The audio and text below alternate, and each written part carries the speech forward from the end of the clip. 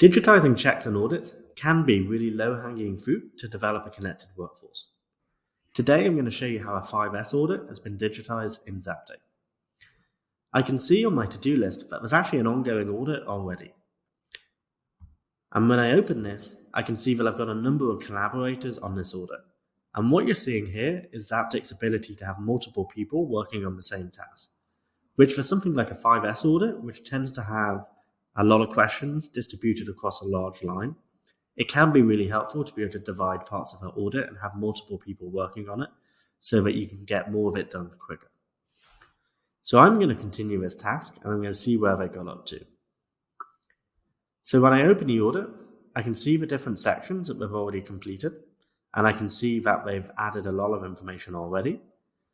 However, I still need to fill out the filling and the bottling condition sections, which I'm going to take you through now. So firstly, I'm going to look at the conveyor in the filling machine. And you can see that I have a number of different base condition questions which I need to answer. I can also see the weight of each of these questions on the right. So it's possible to assign different weights to the questions in the audit, and that is what builds up your score. So I'm going to say that they're all good. There aren't any issues here. I'm going to hit done. Next is asking me to check the conveyor out of the filling machine. And you can see that the weights have changed. So this is a food-safe plant. Therefore, anything that's inside the process is highly important. Anything that's outside the process is still important, but it's not as important. So as such, I only get 1 point for each. And there are actually a couple of issues here. So I'm going to say that I can see some lime scaling. I can see some lubricant. Therefore, the 5S target conditions are definitely not met. So I've only got a score of 2 out of 5 here. And I actually have the ability to raise a tag. So if I wanted to, I could then use this as a prompt to raise a tag to then continue further action. For more information on tags, please check out our tag video.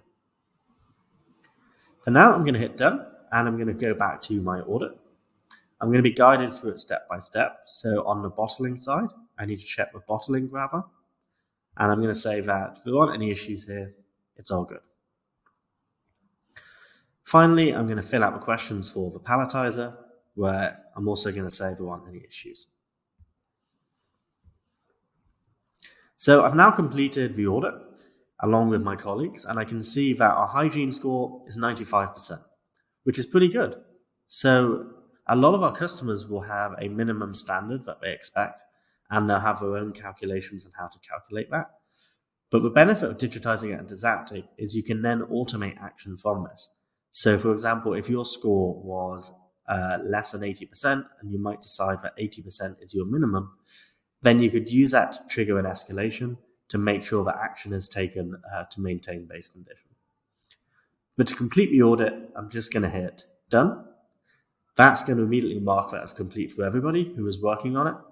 And here I can then start adding comments and start a conversation if I wish.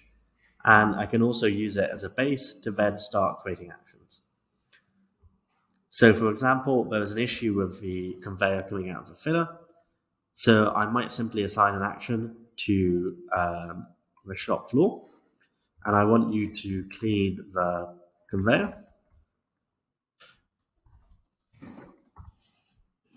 So I'm going to create an action, and that's going to be tied to the audit. So when this action comes through on the to-do list, I'm going to be able to see the audit which it came from, and I'm going to be able to track all of my 5S actions in one place.